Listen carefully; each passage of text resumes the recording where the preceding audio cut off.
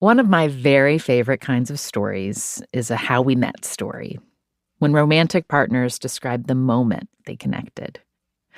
And it's not just the spark or the chemistry that makes these stories powerful, even though those are great. It's about all the factors that had to line up to bring these two people together. These days, those factors often include an algorithm. A dating app shows you someone and you feel something and go from there. But also, dating apps, they can be a slog. And there does seem to be a growing push these days for offline dating experiences. I keep hearing more and more about running clubs or speed dating events or just the people who are deleting their dating apps and have decided to move through the world optimistically looking out for romance wherever it shows up. But we know offline dating, it's not always a picnic either. Where do you go to look? How do you know who's really available? There's a lot of letting go and leaving those things up to fate. This week, we asked you to share those kinds of stories about meeting in real life and falling in love. And we fell absolutely head over heels for your responses. I met my now wife about 10 years ago at a concert in San Francisco. My now husband and I met actually through softball. Brian and I met at his family's little tiny dive resort in the Bahamas. We met at my friend's birthday at a club. It's very cliche. I am a sound recordist in film, and she's an actress. And I remember I first saw her, and she was wearing this beautiful red dress and this black wig. She was so beautiful. When I saw him, I just felt this recognition. I felt like I knew him already. It was so strange. I'd never felt that before. It was like the ground shifted under my feet. Every cheesy cliche about love at first sight absolutely applied. We both had masks on since the pandemic was still happening. And I'm a bit of an introvert, and so I told myself to talk to him. And it was easy and fun talking to him. She reached out her hand and introduced herself, and from then on, I was hooked. So I asked him out to go out to dinner with some friends, and the next day he moved in. Now his cat is around my feet, meowing at me, because we live together. So the rest is history. The rest is history. So the rest is history. This week on the show, your in-person romance stories from the past and present. You'll hear from people who found love when they were looking for it and people who were not looking for it. Meet cutes, slow burns, and big swings, like asking out your Uber driver. When we turned down on my street, I had this oh my gosh, this is it. I don't even really know his name. I can't pretend to have lost something in the Uber and try to call him tomorrow. This is it. I'll never see this person again if I don't shoot my shot now. This is Death, Sex, and Money. The show from Slate about the things we think about a lot and need to talk about more. I'm Anna Sale.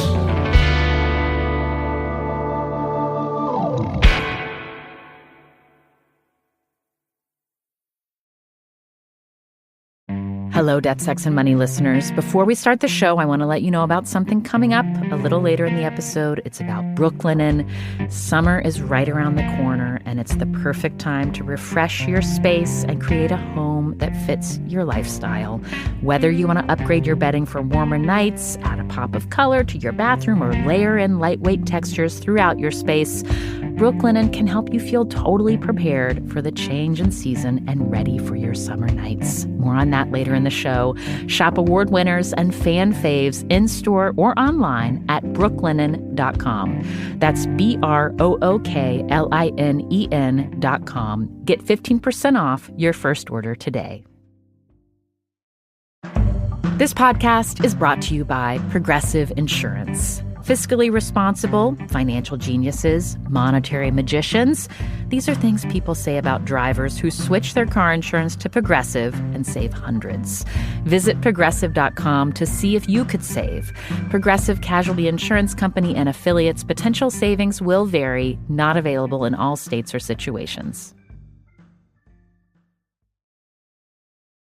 At the moment, in 2025, online dating is still a very popular way to meet someone, even though most people who are relying on the apps also have some complaints. Maxine Simone Williams is one of those people. She wanted an alternative. She's in her 20s and the founder of WeMetIRL, a group that hosts in-person meetups for singles in Brooklyn. I felt like I was constantly frustrated by dating apps. Because a lot of guys will just message you to death. It's just like, how are you doing? Good morning. What's up? What are you doing later? But no, like, let's meet for a date. Let's do the thing and get off the app. What do you think that's about? I don't know. I feel like because dating apps give this illusion that dating is easy, right? You just download the app, swipe, meet someone, right? So when you have to put in that effort, it's like, oh, like, I don't want to do that. I'll just message for weeks and see if we get along. Or maybe it's the fact that people are lonely and they just want a pen pal. I don't know. Maxine also had specific criteria that she was looking for. And for her, the apps were not delivering. I always put that I was Christian.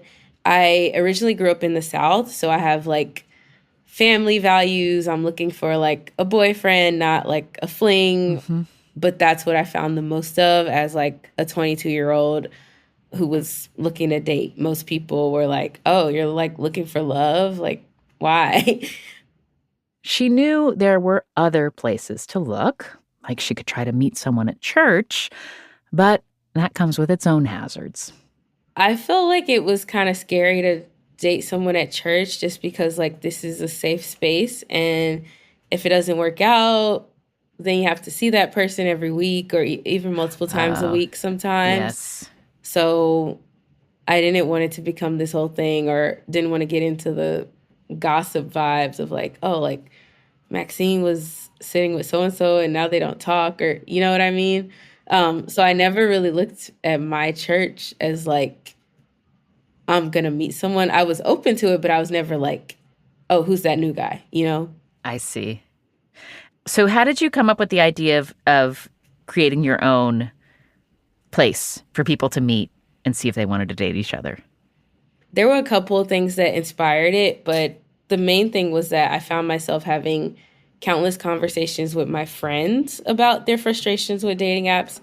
And then also I kept seeing it on the internet as well. It's like, oh, Black women are the least swiped on, the least desired. And so I'm like, maybe I shouldn't even be on these apps at all. Like as a Black woman, maybe I should try something totally different. So Maxine did an experiment. She reached out to her friends, who reached out to their friends, and they eventually assembled enough single people to host an in-person dating event. And a company was born. Maxine's target audience, young, cool people like herself. She found that if she advertised with the right font and the right places, she got a great crowd. The events start with a fun, low-key icebreaker, and then there are instructions to pair off for 4-minute speed dates.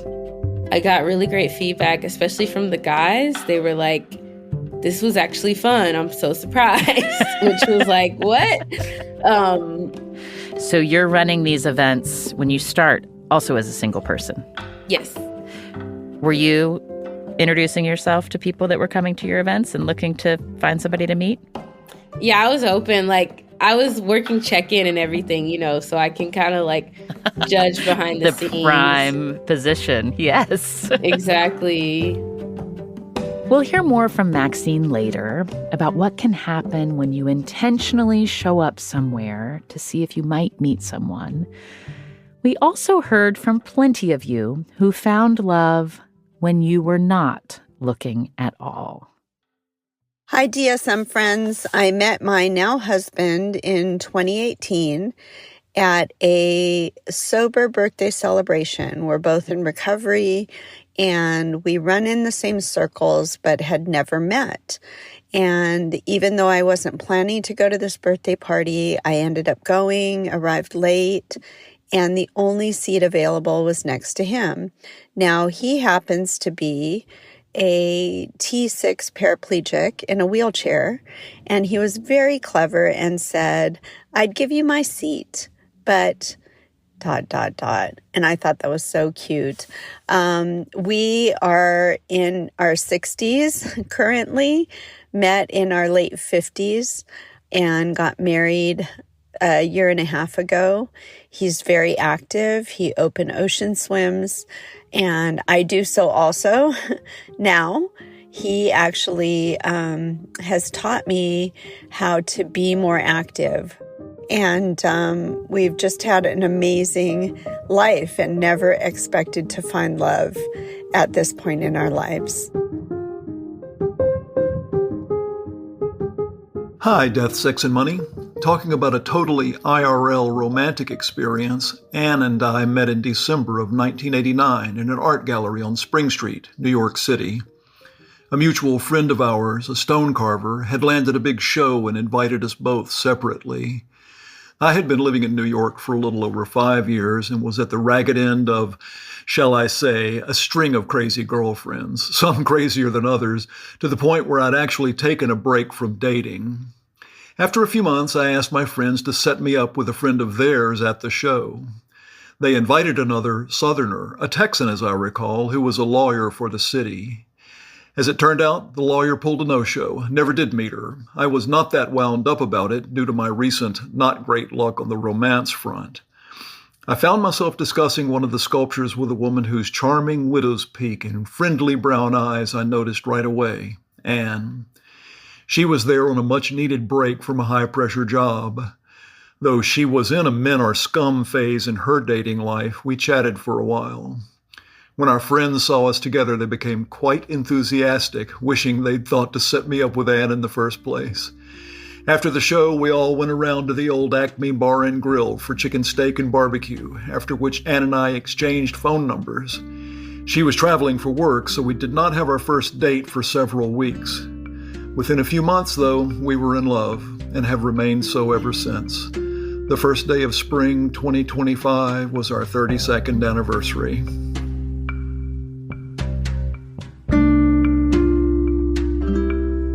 Lou and I met at a work holiday party. It was a job that I had quit the prior year and never particularly enjoyed, but my coworker convinced me to come back for this party. As we arrived, he told me that his new work friend, Lou, would be joining us as his other friend date. So we sat together through dinner and drinks, and we talked nonstop. We couldn't have presented ourselves more differently than each other. I teased her about the bandana around her neck, and she thought I was straight. But there was just something we each found very charming about the other. And at the end of the night, we went our separate ways, and we both left just thinking that was something really special. She had mentioned having a part-time job at a bar in my neighborhood that I actually went to sometimes with my friends. So I managed to run into her twice in the next few weeks. Each time we ignored everyone else and we just talked and laughed and flirted a bit. She was so funny and charming and had the most beautiful smile. And eventually we exchanged phone numbers and planned a date. She took me to my least favorite restaurant, and I was too embarrassed to tell her that I didn't like it. I stepped on her foot the entire meal, and I ate off her plate without asking permission.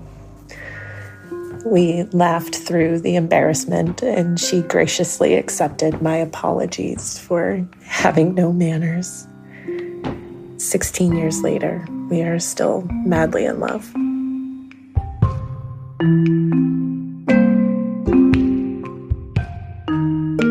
Hi, Death, Sex, and Money team. My name is Milisu Tando, and I'm a filmmaker and artist from South Africa. And in 2023, I made a film, and I was busy traveling around the US and other parts of the world, doing festivals and premiering it. And in New York, it premiered at a festival called New Directors, New Films, which is at the Lincoln Center and at MoMA. And when they invited me to come, the festival said that they could only offer a flight or accommodation. And I decided that I'd rather the flight, and I would ask a friend in New York to stay with them while I was here. And I only knew 2 people or 3 people in the city, and I asked a friend of mine if I could stay with him. And he said, sure, I've got an apartment in Harlem, but he wasn't living in New York at the time. He was at Cambridge. And so he said his apartment's empty, and there's a friend of his who keeps the keys, who lives down the street, and when I arrive, he's going to put me in a group chat with a friend. And so I arrived, I got into the group chat with a friend. I arranged to meet him on a Sunday morning to get the keys for the apartment. And when I met this man, he was lovely. He'd gotten me a ginger beer. It was spring of 2023. And we chatted. He showed me around the apartment. I thought he was lovely. But I was so busy with work, I wasn't really thinking about, boys and relationships at the time. And something in my mind also just assumed that he was gay because he was just lovely and clean and handsome, and our mutual friend who had introduced us was gay. And so when I first met him, I didn't think that he would be into me, but I was like, oh, he's cute. And I promised to invite him to the premiere of the film a few weeks later, but I actually forgot and carried on with my life. And 3 weeks later, he texted me. And he texted me a song, and I was like, oh my God, there's that guy I completely forgot about him. And I was like, I'm so sorry, I haven't gotten in touch with you. And he's like, yeah, you said you'd invite me to your film premiere. And I said, let me make it up to you. Let's go for a drink.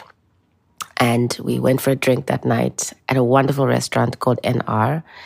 And we closed out the restaurant and carried on talking till 4:30 in the morning at his place. And I went home, and 2 days later, I moved in with him, and I went back to South Africa after that, 2 months after that.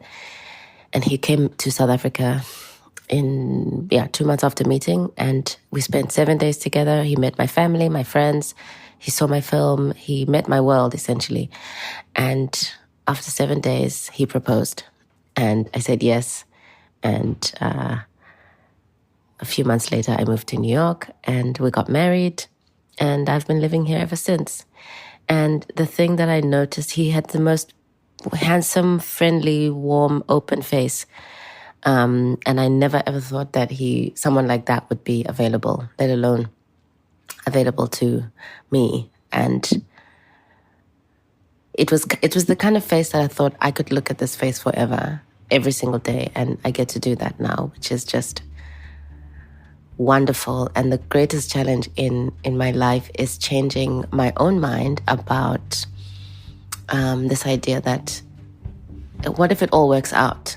What if you do find the love of your life? What if you do and everything's fine and there's no big crisis that you have to, go through before you get your happiness? So every day I'm like living this very humble existence of just trying to be grateful for being met, meeting someone and being met.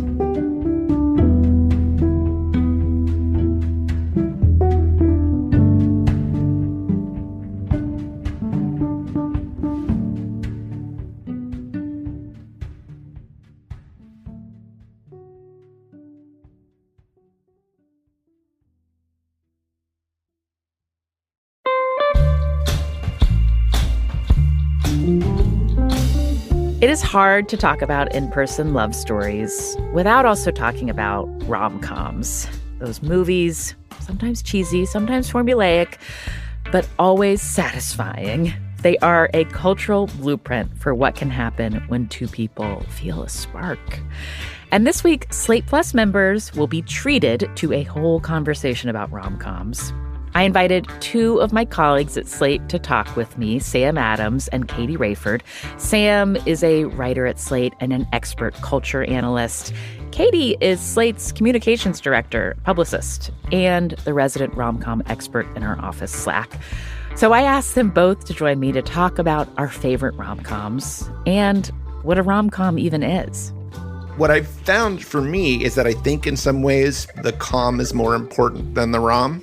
I think it is, because I had the same when I was walking over to the office in the studio, and I was like, can I make a case for Love and Basketball? Because I love that movie so much, but it's not a rom-com, right? To Sam's point, there's not enough com. There's much more drum in that one. I had exactly the same dilemma with the same movie, and I was just like, God, Sam, look at us. Should I be an entertainment writer or a culture writer? Should I just quit my day job? We also talked about real-life moments from our lives that sort of felt like a rom-com. I was at Yankee spring training with my dad. We go every year. And coming onto the field, they announced the relief pitcher, and it was Matt Bowman. And he came on for Yankees, and he was my first ever boyfriend, like adolescence, like kindergarten boyfriend. And I was like, oh my God, this is my time to shine. Unfortunately, the sweet Matt Bowman has a wife. Your fever pitch was not to be. It was not, Sam. I know. If you are a Slate Plus member, you can find that episode in your feed right now.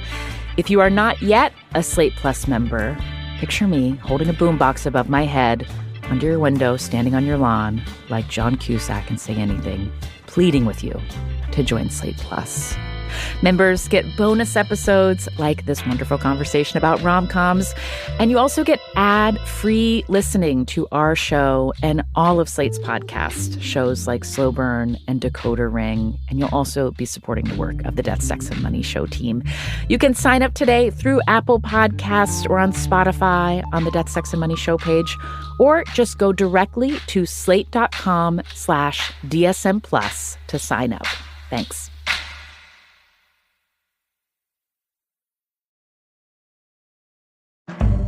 There's always something going on. And when spring schedules are in full swing, there is not a lot of time to go grocery shopping. That is why you can trust Hungry Root. Hungry Root weekly deliveries make weekly meal planning so much easier because they're your partner in it. They know what my family's tastes and preferences are. And then I get a box with meal kits, snacks, and groceries. Easily a few hours saved for me if you count up going to and from the store, making a list, figuring out the meal planning, etc. Hungry Root takes care of all of this, recommending healthy groceries tailored to your taste, nutrition preferences, and health goals. Take advantage of this exclusive offer for a limited time. Get 40% off your first box plus a free item in every box for life. Go to hungryroot.com/DSM and use code DSM. That's hungryroot.com/DSM, code DSM to get 40% off your first box and a free item of your choice for life. hungryroot.com/DSM, code DSM. If you are a parent, you know there just isn't time to research every single product you use in your home. Luckily, there's Blue Land. Blue Land is certified safe and clean by the EPA, and their products contain clean ingredients that are safe for the whole family. And they also make it easy. I just refilled my Blue Land hand soap dispenser. It was getting low. I was just kind of forcing it to get the foam out. And then I remembered, it's going to take less than 30 seconds for me to refill this. I got the tablet out from under the sink, filled the glass dispenser with water, and voila, we are back in business. Blue Land is on a mission to eliminate single-use plastic by reinventing cleaning essentials to be better for you and the planet with the same powerful clean you are used to. The idea is simple. They offer refillable cleaning products with a beautiful, cohesive design that looks great on your counter. Blue Land has a special offer for listeners right now. Get 15% off your first order by going to blueland.com/DSM. You won't want to miss this. Go to blueland.com/DSM for 15% off. That's blueland.com/DSM to get 15% off. Summer is almost here, which means it might be time for a seasonal refresh. One way I like to get ready for the warmer months is by switching to lighter textures, transitional layers, optimistic colors around the house. And what easier way to do that than with Brooklinen's premium sheets, towels, and more? I will tell you, I just changed out some towels in my bathroom. There were some that had been in rotation since I got married 10 years ago. And now we have these bright, thick white towels, and it really feels like an upgrade. I also helped my daughter pick out a new duvet cover as she's redecorated her room from a look that I'll call early elementary to now decidedly pre-tween, music posters on the wall and all. And we had a great time finding just the right crisp look for her bed that she now makes every morning. Win-win. Brooklinen's customizable bundles make it easy to refresh your bed and bathroom by putting everything you need in one place. Brooklinen's super high-quality products have been tested and awarded by experts, and their sheets are tried and true with over 100,000 five-star reviews and millions of happy customers. Shop award winners and fan faves in-store or online at brooklinen.com. That's BROOKLINEN.com. Get 15% off your first order today. This is Death, Sex, and Money from Slate. I'm Anna Sale. I wonder if some of you who are out there dating right now are listening to this episode and thinking, yeah, offline dating sounds great, but in practice, it's scary and challenging. It can feel like you have a lot less control than online dating. That fact is not lost on Maxine from WeMetIRL. Do you think something you said earlier about dating is easy on apps in one way because the bar for participating is so low. Mm-hmm. You can just be like, how are you? Very low entry point. Yeah. Do you think it's made dating too easy? Absolutely. Absolutely. I think apps have made dating seem too easy. And so because of that, people are a lot more frustrated than they've ever been. That's how I feel, because it's like, I'm doing the thing you told me to do, and it's not yielding the results. Meeting someone you love is not something that's linear as download the app, swipe, meet the love of your life. No, it's not that easy. Uh-huh. So do you think effective dating that's in person it's good that it's harder as opposed to easier? Like what's the harder part? I think it's the unknown, because it's like, if you leave your house today, you could meet someone or you couldn't. And that could happen for so many days, right? Whereas on the apps, at least you know you're going to get that serotonin boost.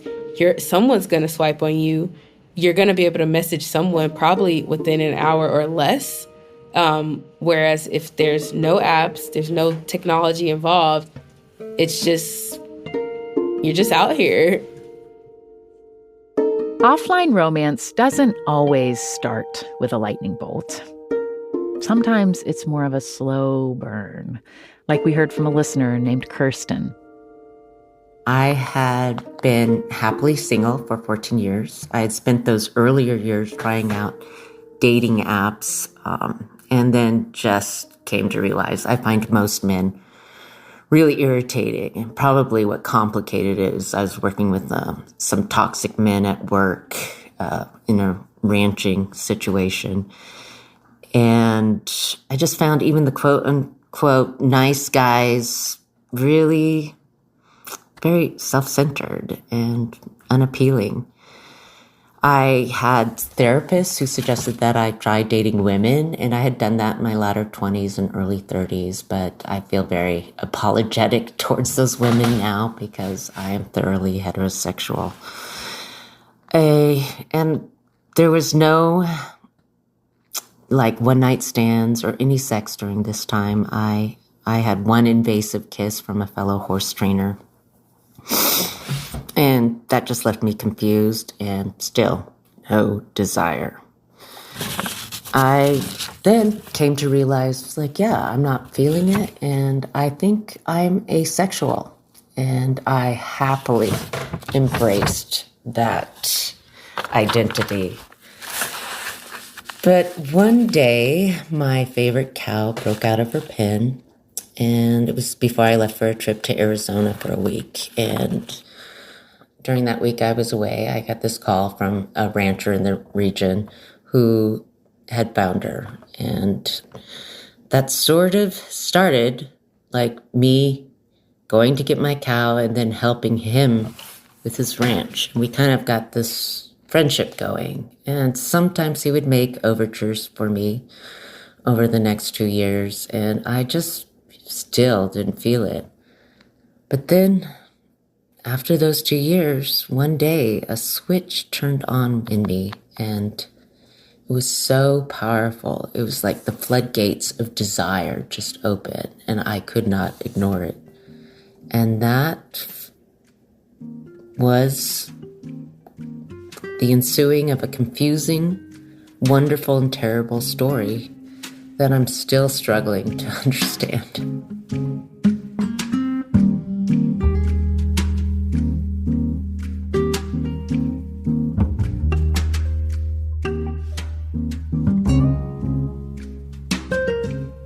Hey, Anna, I want to tell you the story of how I met my husband.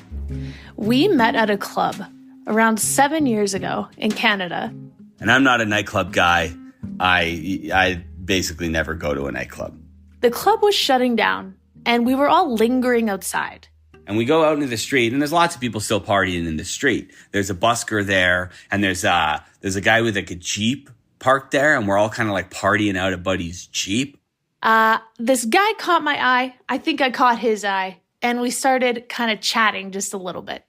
I think that she thought that it was maybe my Jeep, or at least I was part of like Jeep guy's crew. I don't know. We were both a little tipsy, and I gave him my phone number. And somehow in the interaction of me giving him my phone number, something went wrong.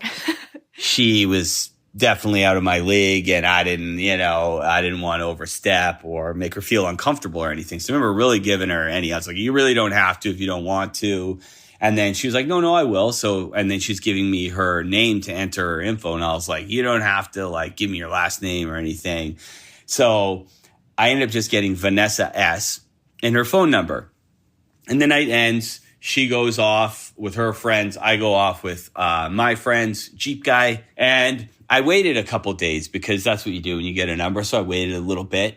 I never heard from this guy for like at least a month or two. It was quite a long time. And I was wondering, I was like, wow, I gave this guy my number. He never messaged me, never texted me. Like, that's so weird, I thought. Because I thought we had like a pretty good connection. Turns out it was a wrong number. She definitely gave me a fake number. So now I'm bummed about that. That sucks. And I'm telling my friends, these are kind of like roommates and stuff at the time. So they're like, well, we could like just look her up, So I look up Vanessa S., which isn't very much, but it's all I need because as soon as I put her in Facebook, there she is. She's the second person that comes up. And she's very beautiful. She's super cool. She's like a yoga teacher. Like, she just looks like amazing. So I'm like, well, like, should I message her? And I talked to my friends about that. And my one friend who's a girl is like, dude, absolutely do not do that. You can't just like search a girl on Facebook and send her a message. Like, that's not cool. And I think so. Initially, I don't do it. And I'm still kind of humming and hawing about it, talking with my buddies. And my other buddy is like, dude, just do it. Like, who cares?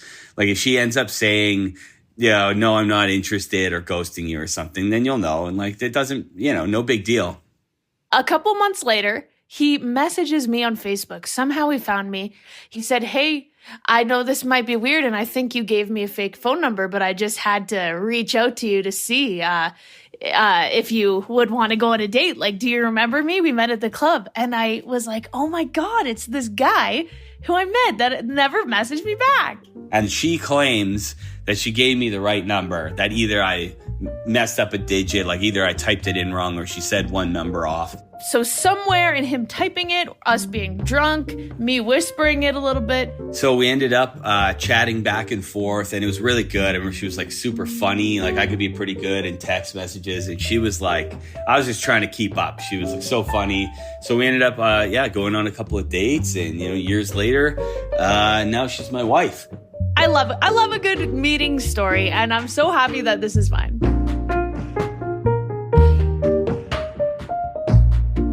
Coming up, my favorite story of someone really making the most out of a chance encounter. And I texted my friend and I was like, oh my God, I'm on a date with my Uber driver. Look how cute he is. And like sent a picture of him.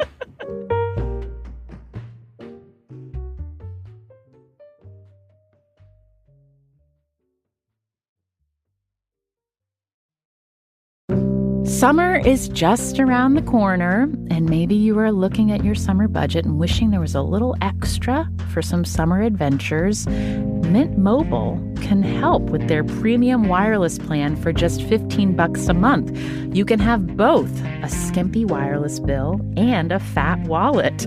Even Slate's president, Charlie Kammer, is using Mint Mobile. He says more people should try this out. He says it was really easy to switch providers. The SIM card was shipped to his home. They let him use his existing phone, and he didn't have to change his phone number. He thinks the Mint Mobile deal is amazing. You can say goodbye to your overpriced wireless plans, jaw-dropping monthly bills, and unexpected overages. All Mint Mobile plans come with high-speed data and unlimited talk and text delivered on the nation's largest 5G network. This year, skip breaking a sweat and breaking the bank. Get your summer savings and shop premium wireless plans at mintmobile.com/DSM. That's mintmobile.com/DSM. Upfront payment of $45 for 3-month 5-gigabyte plan required, equivalent to $15 per month. New customer offer for the first 3 months only, then full price plan options available. Taxes and fees extra. See Mint Mobile for details. Today's episode is sponsored by NerdWallet's Smart Money Podcast. Life comes with big money questions, like, are target date funds a smart or lazy way to invest? Should I pay off debt or invest extra cash? Can I deduct my dog as a home security system on my taxes? NerdWallet's Smart Money Podcast has the answers. And listen, I know I have been thinking more about my money recently, making sure I really understand what's happening with my long-term investments for retirement. And I'm also checking in with my risk tolerance to see if I really am as tolerant as I think now that the market's going down. Smart Money's finance journalists break down investing strategies, tax planning, and smart ways to build wealth and navigate big financial decisions. Work smarter, not harder on your finances this year. Follow NerdWallet's Smart Money Podcast wherever you listen, and stay tuned until the end of this episode to hear the Smart Money trailer. Our next story comes from Kristen, who lives in New York City. When it comes to connecting offline, she is very good at it. I've mostly met people in person. I like going to bars, honestly. I like going to restaurants. I have a few bars that were kind of like what I would call my home bars. And when you become a regular somewhere, you know the bartenders and then you know the other regulars, so it creates community. I also have a lot of hobbies. I love softball. I'm not good at it, but I love to play it. I used to be really active in a running club. Since I started law school, that died down a bit. I was in a reading club, a book club, and I think just being out there in the world really opened up a lot of opportunities for me, both romantically and non-romantically, meeting a lot of friends and things like that. And what's your move? Like, do you usually introduce yourself first when you're meeting somebody that you're chatting with?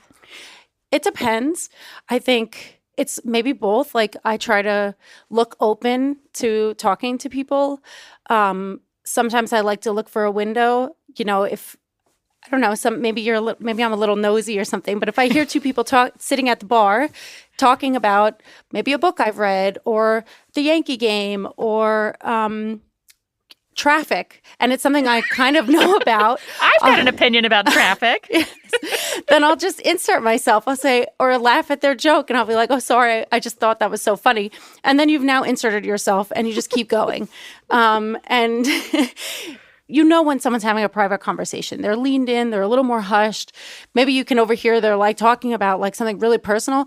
You don't insert yourself in that, right? Generally, unless you feel like maybe it's really appropriate to. But I think you just have to be kind of like open in terms of your face, your body language. It has to be open and receiving. You can't be on your, I have to say that is one thing. You can't be on your phone. And I think the establishment kind of sets a tone too. So I've been to some bars where the staff are on their phones. And I think that really sets a tone that, okay, this is a place where people aren't necessarily coming to meet people and chat. Sometimes I'd want to even just chat to the bartender, you know, if you're the only patron. You know, there was a time where that was like part of their job was to be your counsel sometimes, you know, and today that's dying a little bit because of phones. And so if you want to be approached, to be approachable, you really can't be on your phone, you know. Tell me about the night you met your husband. So it's funny because I was studying that day for a midterm. You know, I'm in law school and working, so the weekends are really my only time to get my schoolwork in. And it was a beautiful day, and it was St. Patrick's Day weekend. I had a bunch of friends who were out, and they were like, come out with us, please. As someone who's of Irish descent, I'm known for loving St. Patrick's Day, so everyone couldn't believe that I was staying in on this beautiful day before St. Patrick's Day, not out with the world. So at some point I finally caved and I said, all right, I'm going to go out, but just for one drink, the famous one drink. And one drink turned into going to a show with my friends, like to see an Irish band, then going to another bar, and then finally ending at my favorite bar, which is Nancy Whiskey. It's a great dive bar in Tribeca and a very great place for meeting people. Everyone there is very social, not on their phones. And at the end of this very long day that became a long night, I always take the subway to go home. And my friend John was like, do not take the subway. It's so late. We've been drinking all day. Like, please don't. And I'm so stubborn. He's like, fine, I'll pay for the Uber. Just take the Uber and I'll pay for it. So John calls me an Uber and I get in. And funny enough, I remember being on my phone and I looked up and I saw the driver and I looked back down and I was texting my friend and like mid-text, I was like, oh, put the phone away. I could see him in the rearview mirror and he just looked he's very handsome. So he just looked handsome. So I put the phone away and I said, oh, hi. And, you know, how are you? And he just said, good. And I could hear he had an accent. And so I said, oh, where are you from? And he said, Georgia. And I knew he meant the country, not the state, which most people don't. And I said, oh, I hear the skiing in Georgia is amazing. And he totally lit up because most people have no idea that Georgia even exists, let alone that the skiing is great. How did you know that the skiing is great? Have you really? Who talks about the skiing in Georgia? I've never heard of it. Funny enough, I was in a Facebook group with women who travel the world and they do home exchanges. And I've done home exchanges too. And someone had posted about the skiing in Georgia. And I love to ski, so it really caught my eye. And I have to admit, because you don't, you know, when the person posts, I didn't necessarily like know where this person is from or hear an accent, for example. So I said, the skiing in Georgia. I can't believe they're skiing in Georgia, thinking she was talking about the state being very American-centric that we all are. And people commented and they were like, she means the country.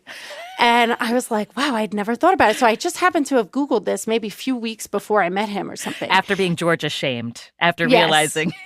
Yes. After I'm falling into the trap. Yes. I then thankfully was set up to not fall into the trap. And this is why it's important to know a lot about everything or a little about a lot of things, because I was able to bring this factoid up to him and he was totally enamored by it. And he does know how to ski and I love to ski. So we found very quickly this immediate thing we have in common. And he didn't really speak much English, honestly. The word ski is very kind of, I don't know if universal is the right word, but it's pretty distinct. So he knew the word skiing. But beyond that, we really needed Google Translate. So while he was driving me, it's about 30 minutes home. We were talking through Google Translate. So I can tell by talking to you, like, what was exciting about having you in the back of the car, that like you're interested in his story, you're bringing some curiosity, you're also bringing some things you've picked up, you're excited to learn more. What did you notice about him that you were like, not only is he handsome, there's more here that I want to just keep, I like talking to him. Like what was it about him and the way that you communicated that made you think, I might want to continue this conversation? You know, it's the thing that you can't quite put your finger on, I guess. What makes someone a friend versus something more? All I can say is I really knew right away that I was like more than just attracted to him. Like I mean, I really was like immediately like, this is like potentially my person. You know, I don't really know how to explain it. Really? Like, yeah, like not to be so cheesy, but it was love at first sight. And I have to admit, I'm a pretty, let's say, like socially very liberal person. I kind of have to admit, like, I didn't really think monogamy was essential and marriage is just a contract. And why do we have all these things? And fluidity is really important to me. And then, I don't know, all of that went out the window, like, the minute I met him. And I was like, oh, okay, actually, I get it now. And want these things that I never thought, even as a child, I remember saying, like, in high school to, like, a friend, like, marriage is just a social construct. It's not, like, something I really feel like I want. Funny enough, my parents say that it was love at first sight. And my dad can describe in such detail the moment he saw my mom. And so that I know the details. She was sitting on a washing machine in their friend's basement. And he came down the stairs and he saw her with her long blonde hair. And he just knew right away. And it's like the same for me. I don't know. I can see his eyes like in the rearview mirror and the back of his head and just being there. And you know, the way he laughs and like his eyes are just so warm. And I don't know. I just love him so much. Oh, I love that because I'm picturing that you can see his eyes smiling, like when he's laughing in the mirror, and then you hear it, but you're not seeing his full face. Yeah. And so as you're getting closer to your home, what do you decide to do? Yeah. So I've had, I've had Uber drivers ask me for my number. And I will say in those contexts, they were very appropriate. And when I said no, they were not pushy. So I've been very lucky. Like I've had only positive experiences. So I actually kind of channeled like the way Uber drivers have asked me. They always ask me, are you married? And then they always ask me, do you have a boyfriend? And then it's like, can I get your number? So I literally did exactly that. I said to him, are you married? And he actually didn't know what that meant. He puts it in Google Translate. And this whole time I'm like, oh my God, what if he's married? This is so embarrassing. And he hears it and he laughs out loud. He's like, I'm not married. And I said, well, do you have a girlfriend? And he said, no. And I said, can I get your number? And he laughed and he's like, yes, definitely. We exchanged numbers. And then I don't know. I just was like, this is it. I said, well, can I have a kiss? And he was like, so like excited I could see. And I leaned forward and he leaned towards me and we kissed in the car. And it was just a kiss, but it was a great kiss. And and then I got out and I said, I'll see you tomorrow. And we went on our first date the next evening.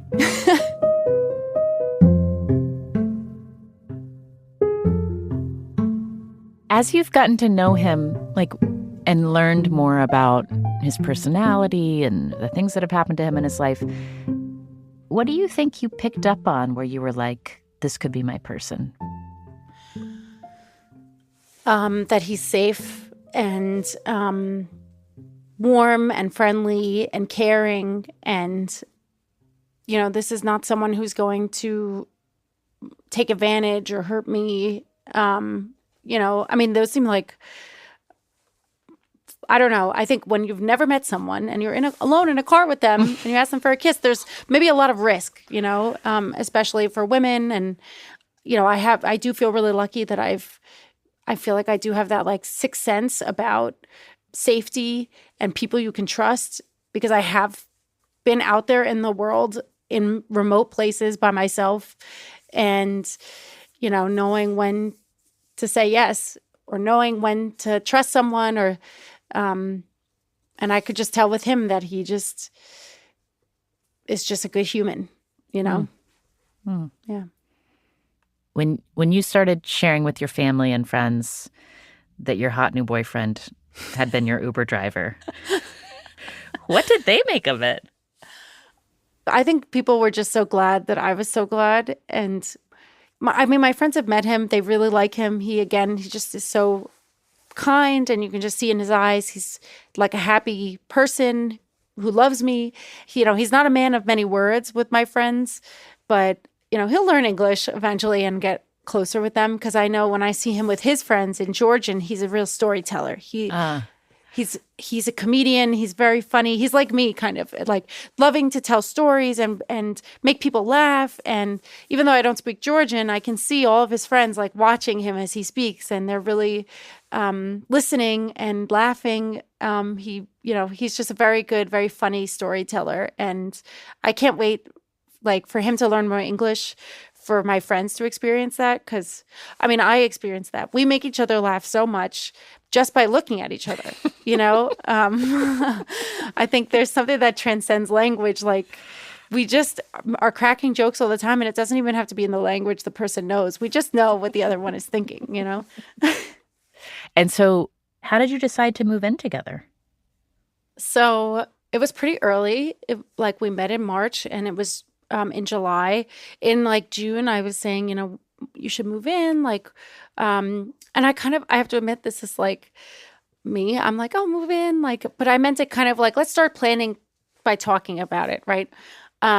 And I guess he took that as a really serious offer, because a couple weeks later, he's like, I'm moving in very soon. And I was like, wait. You're being really non-committal American who's like, we'll do this. And then he's literal. And you invited me to move in. Yes. And I have to imagine, because of the language barrier that played a big factor, but it was definitely and I was thrilled. I was so happy to have him move in, but I have to admit there was a small part of me that was like, oh my God, what have I done? And it was, but also I feel like that's very on brand, so chaotic to just meet someone and have him move in a few months later. And thankfully, I don't know, I just keep thinking wow, how lucky am I? All of this just keeps working. I just I don't know, spontaneously was I love this guy. Let's have a kiss. Let's go on a first date. Let's be immediately, he was the only person I was seeing. Then it's very quickly, just move in, no big deal. And then really just after that, less than 6 months later, I was like, let's get married.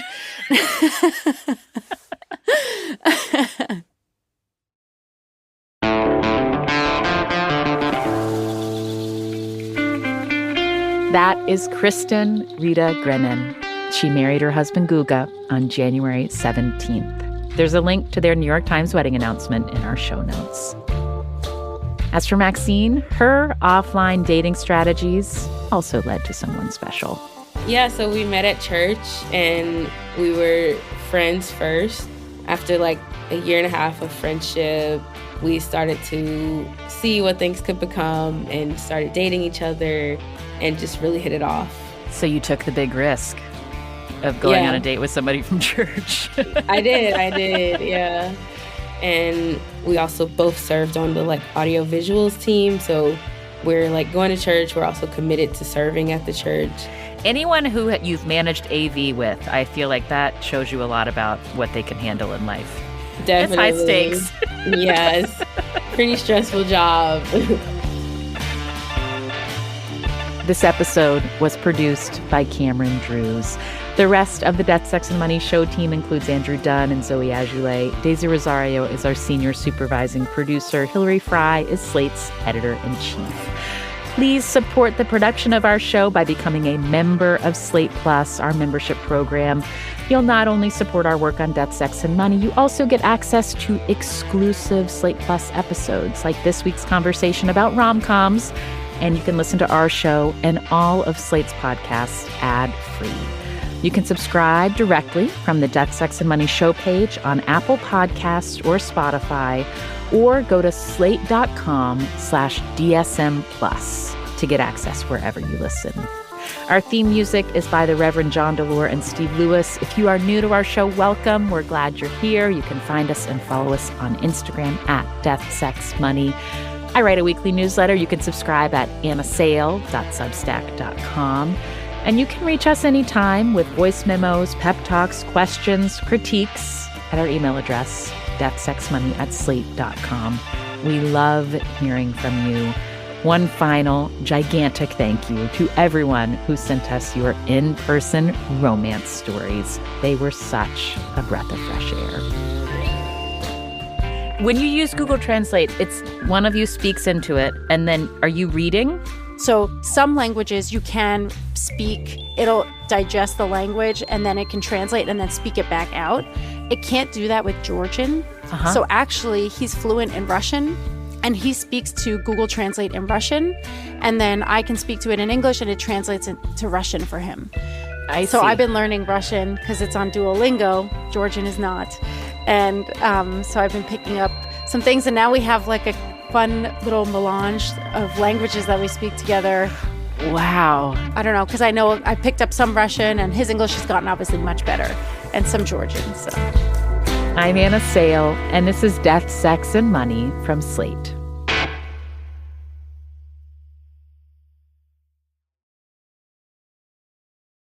Today's episode is sponsored by NerdWallet's Smart Money podcast.